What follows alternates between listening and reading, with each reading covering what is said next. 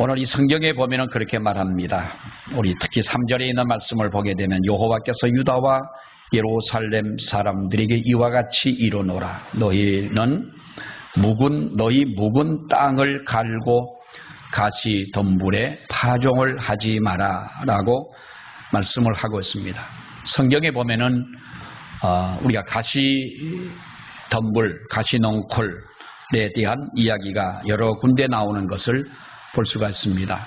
오늘 본문에도 나옵니다마는 우리 예수님의 비유 가운데도 길가에 떨어진 씨앗, 또 돌짝밭에 떨어진 씨앗, 그리고 가시 넝쿨에 떨어진 씨앗과 그리고 좋은 땅에 뿌려진 씨앗, 씨 뿌리는 비유에 대해서 말씀하실 때에도 이렇게 가시 넝쿨에 대한 말씀을 하셨고, 또 성경에 보면은 너희의 묵은 땅을 기경하라, 가라, 엎으라 라고 말씀하고 있는 여러 군데 우리가 이 말씀들을 보면서 여기에 묵은 땅이라고 하는 그 가시 넝쿨이라고 하는 이것은 우리들의 마음밭을 이야기하는 것이지요. 어쩌면 우리의 믿음이고 또 우리의 마음, 우리 영적인 그러한 상태인 것입니다. 엉겅퀴가 나 있는 그대로, 가시 넝쿨이 나 있는 그대로 너희는 그곳에 씨앗을 뿌리지 마라. 씨앗을 뿌리게 된다면 여러분, 우리가 물론 여기는 농사를 짓는 분들도 많이 계시고 또 우리가 시골에 있다 보니 우리들은 이 씨 뿌리는 비유에 대해서 말씀을 너무나도 이해를 잘 하시리라고 생각을 합니다.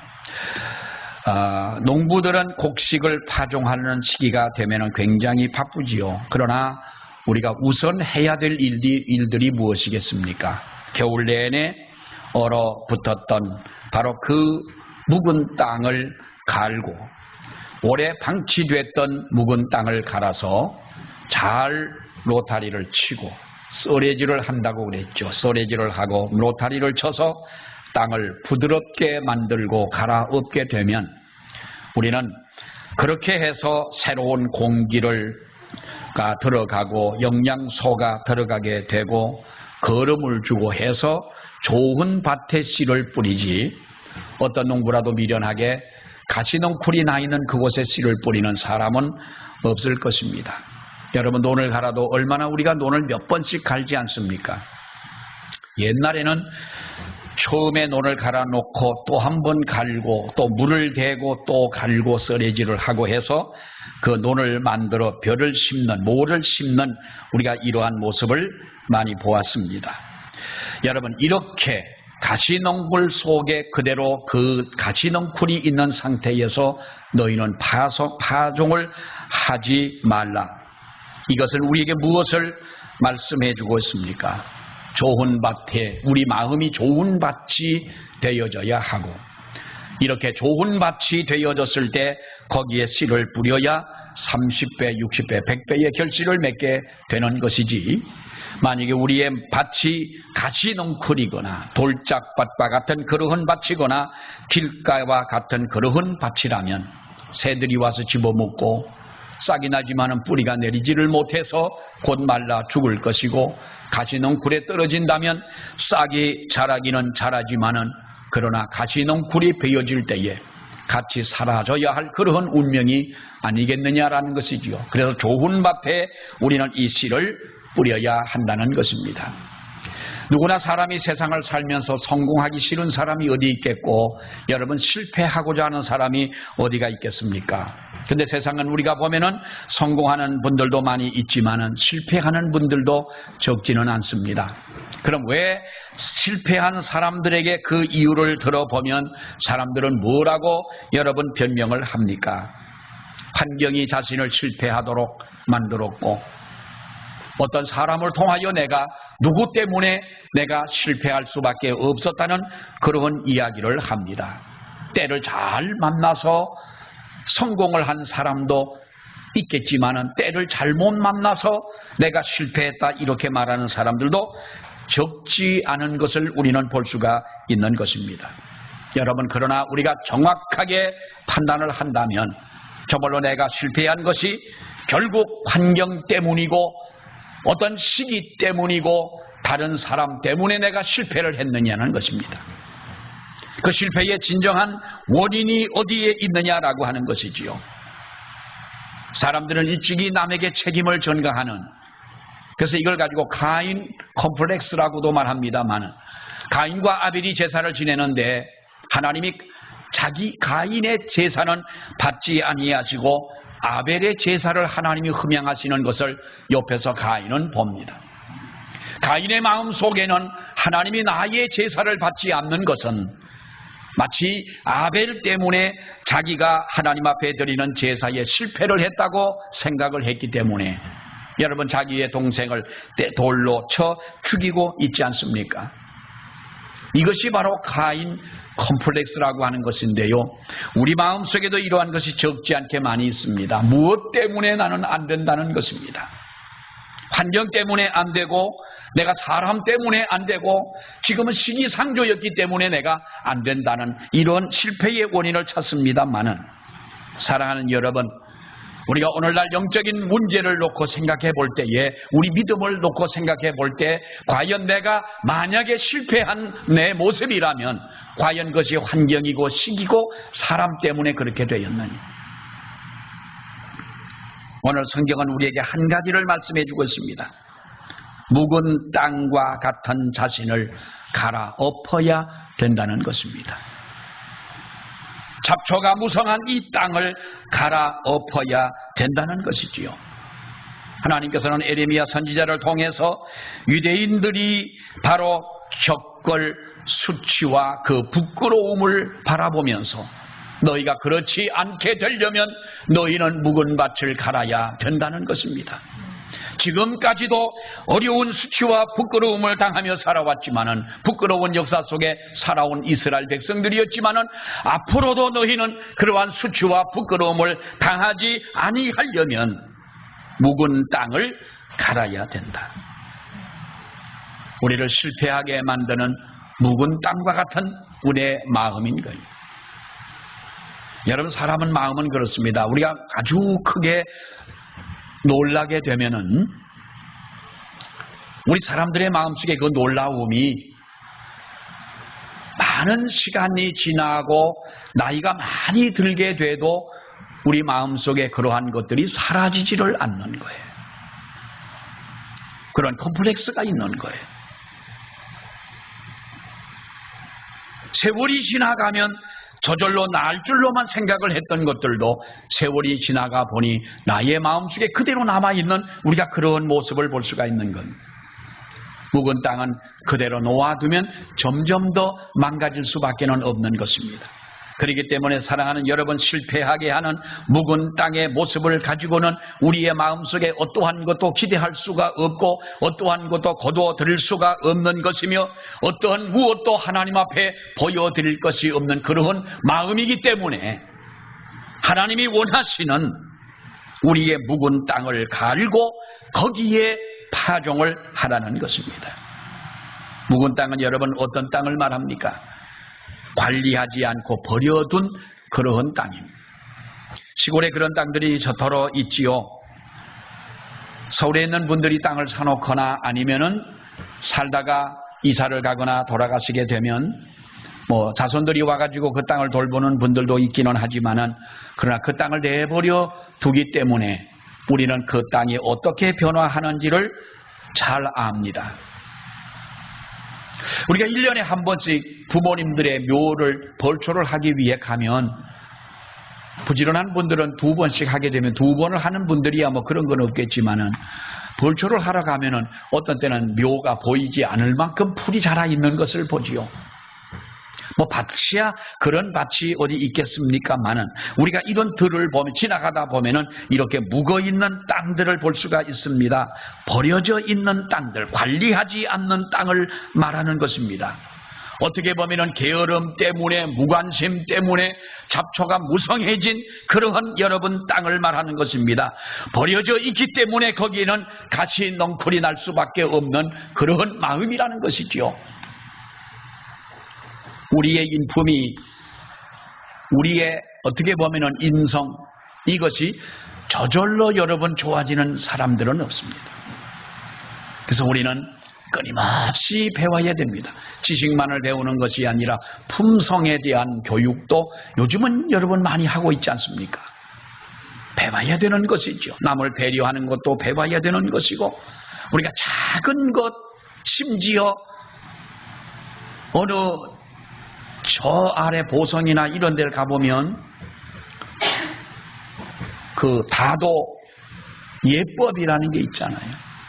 참 우리는 커피를 좋아하는 사람들, 커피를 마시고 자유분방하게 이렇게 마시는 그런 자세를 가지고는 감히 어떤 그렇게 할 수 없는 차를 마시는 데에도 예의가 있는 거라는 거예요. 그게 뭐가 중요합니까? 녹차 한 잔 마시고 나면 그만인 것을 뭔 예의까지 찾느냐? 밥 한 번 먹고 나면은 그만인 것을 뭘 우리가 식사하는 데에도 거기에 예의를 갖춰야 되는 것이냐? 그러나 우리가 그것도 배워야 되는 거지요. 신학교를 졸업할 때 어느 교수님이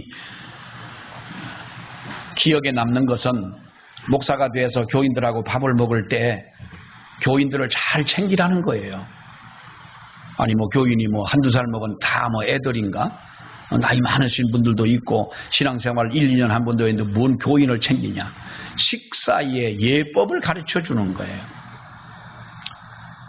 여러분 식사하다가 혹시 나하고 같이 겸상해서 밥 먹다가 기분 나빴던 분이 계시면 이해를 해 주시기를 바라고요. 다시는 내가 안 그럴 테니 용서해 주시기를 바랍니다. 다른 사람을 배려하면서 밥을 먹어라.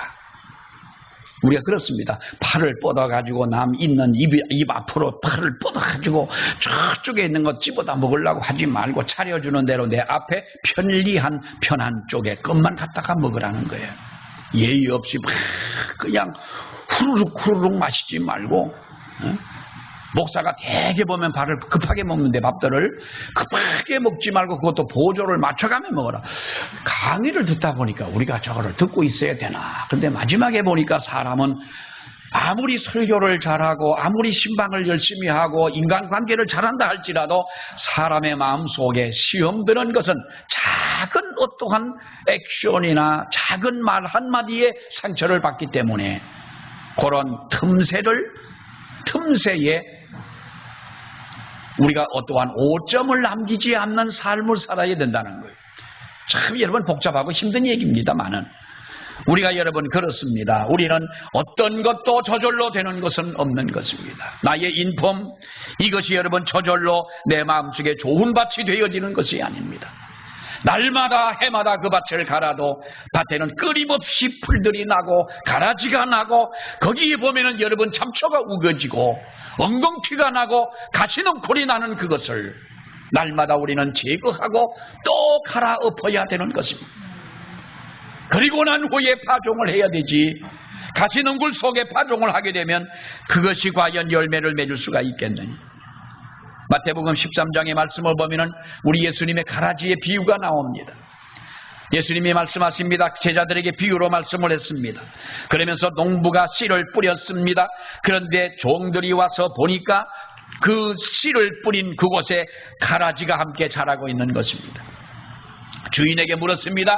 이 가라지는 어디서 난 겁니까? 라고 물었을 때에 주인은 바로 원수가 가라지에 씨를 뿌렸다는 거예요. 농부가 씨를 뿌리고 돌아와 잠든 사이에 원수들이 와서 가라지에 씨를 뿌렸다. 원수가 누굽니까? 사탄 아닙니까? 사탄이 마음속에 영혼의 가라지에 씨를 뿌렸다. 그럼 이것을 언제까지 내버려 두는 겁니까? 추수 때까지 그대로 내버려 둬야 된다는 거예요. 사랑하는 여러분, 혹시라도 내 마음속에 내가 정말로 나의 마음을 그대로 내버려 둬서 내 마음속에 이렇게 묵은 땅과 같이 되지는 않았는가. 또 하나는 바로 묵은 땅이라고 하는 것은 여러분 굳어진 땅입니다.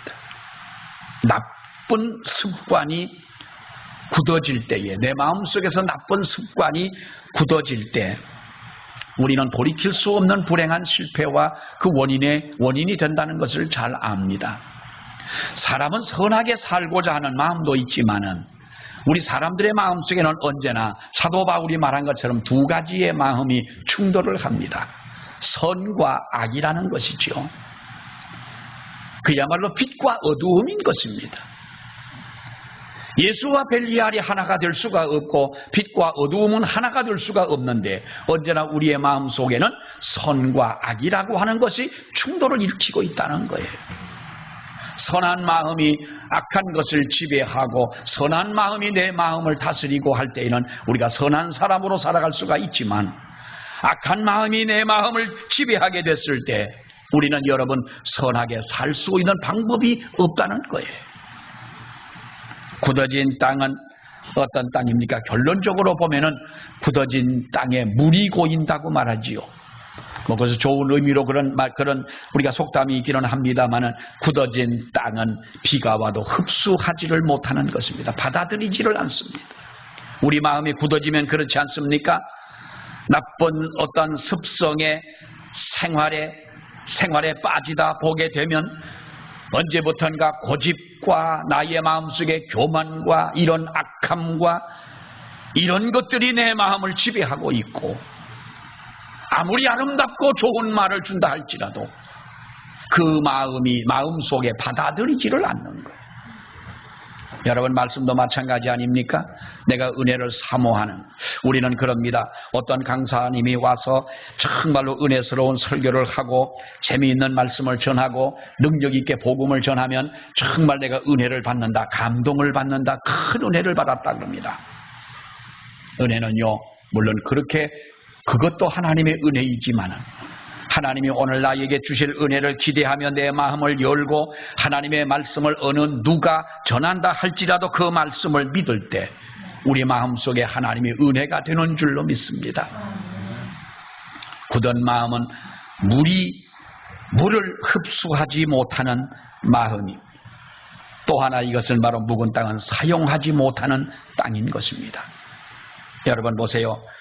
우리의 감정과 우리의 의지와 우리가 가지고 있는 지식이 하나님께 사용할 수 없는 것들이라면 우리는 어떠한 존재로 남아 있겠느냐는 거예요.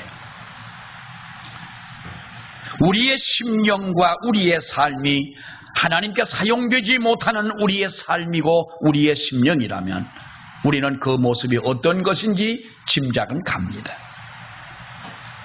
믿음의 백성인 우리의 가치는 하나님을 위하여 사용될 때에 우리가 가치 있는 인생이 되는 줄로 믿습니다. 아무리 우리가 많은 것을 배우고 많은 것을 가졌다 할지라도 하나님 앞에 사용되지 않는 사람이라면 여러분 그것은 불행한 사람이 아닙니까? 내 심령이 하나님의 성령에 의하여 사용될 때에 그곳에 그리스도의 성품이 여러분 이루어지는 것 아니겠습니까? 마태복음 12장에 보면은 재미난 말씀이 있지요. 더러운 귀신이 사람에게서 나가 물 없는 곳으로 다니다가 쉴 때를 구하되 어느 한 쉴 곳을 얻었습니다. 쉴 곳을 얻지 물 없는 곳으로 다니다가 어느 한 집에 들어갔는데 여러분 그러나 그 집에서 그 집으로 나온 후에 어떻게 다시 찾아갔더니 그 집이 청소가 되었고 수리가 되었고 아름답게 변화는 되었는데 그 집은 비어있는 집이었던 거예요. 그러니까 사용되지 않는 집이었던 거예요. 그러니까 성경에는 뭐라고 말을 해요? 그 집에 나갔던 귀신이 다시 7 귀신을 데리고 그 집으로 돌아왔다. 예수님이 말씀하시기를 이 사람의 나중이 전보다 더 심하게 되었다 하면서 그 비유가 무슨 비유입니까? 이 악한 세대가 이와 같이 되리라고 하는 여러분 그런 비유였잖아요.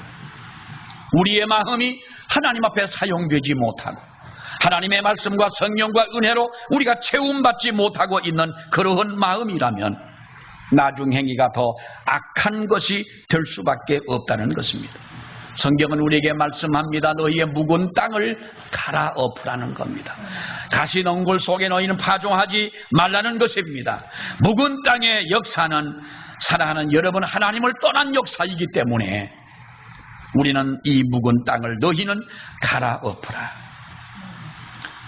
한 고아원에 동갑내기 2 고아가 한 고아원에서 자라고 있습니다. 뭐 고아원들이야 다 고마고마합니다만은 저 부산에 있는 어느 고아원에서 있었던 일입니다. 나이가 둘이 같다 보니 뭐 거의가 형편은 다 비슷한 아이들 아니겠습니까? 둘 다 머리가 좋아가지고 그들이 다니는 학교에서 1, 2등을 하는 거예요. 이 둘이가 고아원 출신. 한 아이가 1등을 하게 되면 그 다음 학기에는 2등을 한 아이가 1등을 하게 되고 뭐 둘이서 아무튼 사이도 좋고 열심히 공부도 잘하고 또 고아원이 대개 보면은 믿는 분들이 세운 것이기 때문에 신앙생활을 기초로 하는 기본으로 하는 뭐 그런 고아원이라서 그들이 아주 공부를 열심히 했습니다. 근데 우리가 잘 알다시피 고아원은 만 18세가 되면 고등학교를 졸업하게 되면 고아원에서는 나와야 하지 않습니까? 퇴원을 해야 되는데 이제 이 두 학생도 그 고아원을 나와야만 했습니다. 고아원을 나오면서 둘이 헤어집니다. 그러면서 이렇게 약속을 합니다. 우리가 아무튼 열심히 살자. 열심히 살고 부지런히 살자. 열심히 신앙생활하고 기도하면서 우리 30살이 될 때에 어디서 만나자. 고아원 그 앞에서 만나자. 여러분 옛날에 그런 약속했지요. 초등학교 졸업하면서 우리가 아주 뭐 20살이 될 때는 뭐 아주 한참 오래인 줄 알았는데 20살이 돼서 우리 여기서 만나자. 옛날 청량리 서울 청량리 앞 시계탑 앞에서 만나자. 지금도 가보면 그 앞에 서 있는 어정어정 하는 사람이 이제 시계탑이 없어져 가지고 모르겠습니다만은 그런 약속을 하고 헤어집니다. 한 친구는 열심히 일을 했습니다. 공부를 하고 낮에는 일하고 밤에는 공부를 하고 하면서 대학을 졸업하고 그리고 부지런히 일을 해서 돈을 벌게 됩니다. 그리고 30살이 됐을 때에 고아원 앞에를 가서 기다리고 있습니다. 아침보다 기다려도 기대를 하면서 이 친구는 어떻게 변했을까? 10년 넘는 세월을 살면서 내 친구 정말로 그 친구는 어떻게 달라졌을까 하고 기다려도 해가 지도록 이 친구가 나타나지를 않습니다. 그래서 이 친구는 자기의 집으로 돌아오고 맙니다. 근데 이 한 친구는 돌아오지 않은 그 친구는 어떻게 살았느냐? 대학을 가려니까 누구도 자기를 도와주는 사람이 없습니다. 뭐 지금 같으면야 그 나라에서 뭐 학비 우리가 대출도 해주고 무이자로 대출도 해주고 자기 의지만 있다면야 공부를 하겠지만은 그 당시는 어려웠던 시기라 정말로 어렵게 살 수밖에 없습니다. 그래서 대학도 못 가고 하다 보니 이 친구는 자연히 어떤 이상한 친구들과 어울리게 되고 나이 어린 그 때에 술, 담배를 배우게 된 것입니다. 되는 것이 없습니다. 학교를 가려니 돈이 없고 어디 돈을 벌러 가자니 또 어떤 친구들의 꾀임에 빠져서 쉽게 돈을 버는 방법을 찾다 보니 그야말로 어느샌가 젊은 나이에 술 중독자가 되고 맙니다. 어느 날 보니 자기가 돌아갈 집이 없습니다. 그러니까 공원 벤치에서 잠을 잡니다. 이때는 여러분 제가 살던 그 분당 쪽에 바로 옆집에 사는 어떤 처녀가 하나 있었는데요. 그 집이 노씨요.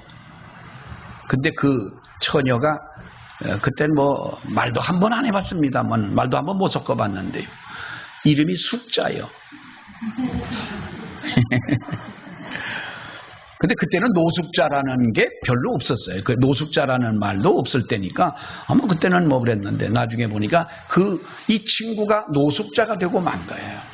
벤치에서 잠을 자고 깨면은 어디 사람들 모인 곳에 가서 구걸을 하고 먹고 살고 돈이 생기면 술을 먹고 술 먹는 사람들 그렇잖아요. 뭐 외롭다고 먹고 기분 나쁘다고 먹고 친구가 주니까 먹고 흐렸다고 먹고 날 샜다고 먹고 뭐 어둡다고 먹고 아무튼 먹는 이유야 많습니다만은 술이 취해가지고 어느 날도 잠을 자고 해가 중천에 떴을 때에 일어나 보니 자기가 덮고 자던 그 신문을 심심하니까 갈 데도 없고 먹을 것도 없고 할 일이 없으니까 신문을 보는데 어떤 중소기업을 경영하는 이 회장의 이름이 자기 고아원에 있던 친구의 이름과 똑같은 거예요. 그 친구는 아니겠지. 신문을 보는데 회사를 5개를 경영하는 이 친구는 쭉 읽다 보니까 부산의 어느 고아원 출신인 이 친구가 자수성가하여 이렇게 이 중소기업을 5개나 경영하는 사장이 됐다고 자기가 덮고 자던 신문지에 그 기사가 났던 거예요. 기사를 보니까 정신이 번쩍 드는 거예요.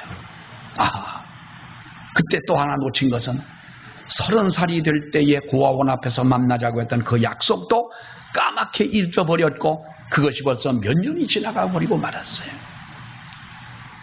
가만히 생각을 해보니까 이 친구가 자기와 그 친구를 비교해보니 너무나 자기 모습이 초라한 거예요. 한 친구는 중소기업을 경영하는 5개나 경영하는 사장이 됐다는데 나는 뭐냐? 하루 종일 밥도 안 먹고 눕지도 않고 그 벤치에 앉아가지고 하루 종일 생각을 한 거야. 나는 왜 이렇게 살아야 되냐? 내 인생은 왜 이렇게 꼬였냐? 무엇 때문에 그렇게 되었냐? 생각을 해보니 누구 탓도 아닌 거예요. 자기의 그야말로 묵은 밭과 같은 심령을 가지고 자기는 일어설 수가 없었던 거예요. 용기를 내서 이 친구는 이런 생각을 합니다.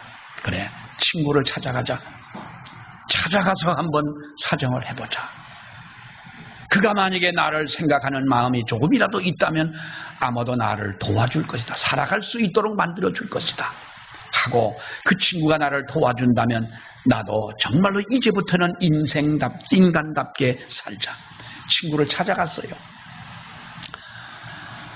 회사를 찾아가니까 회사 정문에 수의실이 경비실이 딱 있는데 수의 아저씨가 이렇게 보니까 누구요? 숙자가 왔어.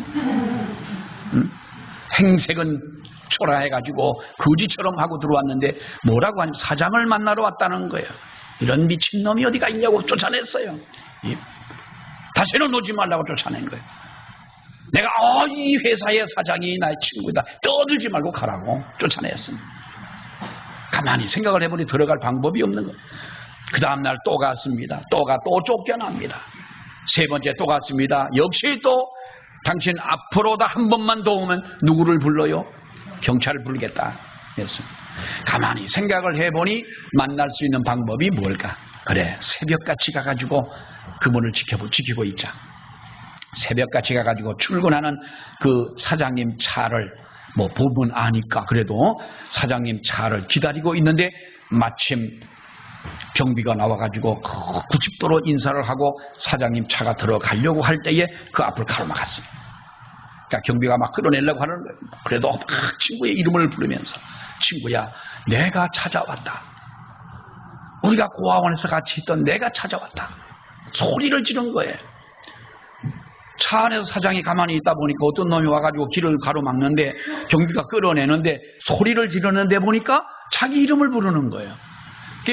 유리를 이렇게 내리고 보니까 얼핏 끌려가는 친구의 모습 속에서 그때의 친구는 보이진 않지만은 자기를 정확하게 하는 그 이야기를 들으면서 기사에게 차를 세우라고 그러고 그 사람을 만났어요. 오라고 그랬어요. 이 사람이 바로 그 친구였던 거예요. 그렇게 공부를 잘하고 자기의 라이벌이었던 친구인 거예요. 사장실로 데리고 가서 이야기를 합니다. 어떻게 그렇게 살았냐? 이유가 뻔한 것 아닙니까? 나는 이 친구야, 나는 왜 고생을 안 했겠냐? 나는 회사를 5개나 경영하고 있는 사장이 됐는데 나보다 더 공부를 잘하고 똑똑했던 너는 왜 이렇게 살았냐? 그러면서 미션을 줬어요. 내가 너에게 5년 후에 내 회사 하나를 너에게 물려주겠다. 물려주는데 3가지 이유가 있다. 요거만 네가 지켜준다면 그렇게 하겠다. 그러니까 회사를 물려준다는 말에 기절할 뻔했는데 아니 뭐든 못하겠습니까? 3가지가 뭐냐면 첫째로 죽을 각오를 하고 술을 끊어라. 2번째, 병이 들지 않는 한 일을 해라. 무슨 일을 하든 일을 해라. 우리 회사에 와서 일하라는 것이 아니고 5년 동안 네가 무슨 일을 하든지 일을 해라. 3번째는 주일은 꼭 교회 나가 지켜라. 그랬어요. 가만히 보니까 할 수 있어요? 없어요? 아니 그거 못할 게 뭐가 있겠어요. 내가 이렇게 살다가 친구가 5년 후에 사장시켜준다는데 할 수 있겠나? 내가 왜 그걸 못하겠나? 내가 자네를 믿고 5년 동안 부지런히 살다가 5년 후에 다시 만나서 이 친구가 집을 하나 한 칸을 이제 원룸 같은 집을 하나 얻어주고 며칠 동안 살 수 있는 용돈을 주면서 이제는 내가 5년 동안 네가 일을 해라 그랬어요. 내가 하나 안 하나 분명히 내가 너를 관찰할 것이다. 걱정하지 마라. 이 친구가요, 어디 일을 집이 생겼고 일을 해야 되니까 무슨 일을 할까 하다 보니까 어딜 가다 보니까 페인트공을 구하더래요. 그래서 페인트는 고아원에 있을 때 놀이터도 칠해봤고 집도 칠해봤으니까 자신 있어 가갔더니 사장님이 일을 시키더라는 거예요.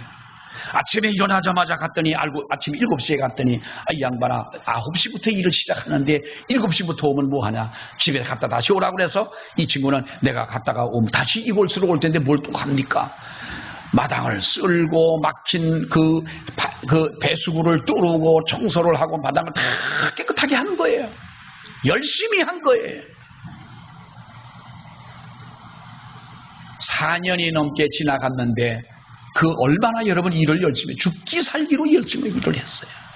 이 친구가 페인트 회사에 들어가 가지고 페인트 회사가 2배로 성장을 했어요. 그리고 나중에 여러분 5년이 채 안 돼서 이 친구를 만났을 때에 이 친구는 나중에는 이 페인트 회사를 이 친구가 그것을 이제 인수라기보다도 그 사장이 죽으면서 뇌출혈로 쓰러지면서 이 친구에게 이 회사를 넘겨줍니다. 합병을 해가지고 친구가 다시 살면서 그분이 나중에 장로님이 되셔가지고 간증을 합니다. 내 마음속에 너무 가시넝쿨이 많았다. 이것을 다 뽑아 불태우고 제거하고 그 친구를 만났을 때에 내 마음속에는 다시 성령이 내 마음에 불붙는 듯 역사를 하셨다. 그랬더니 하나님께서 나의 인생을 이렇게 바꾸어 주셨다는 거예요.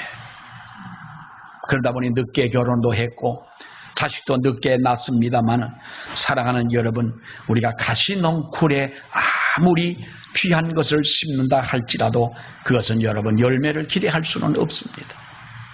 돼지에게 진주를 주지 말라는 말씀이 그것 아니겠습니까?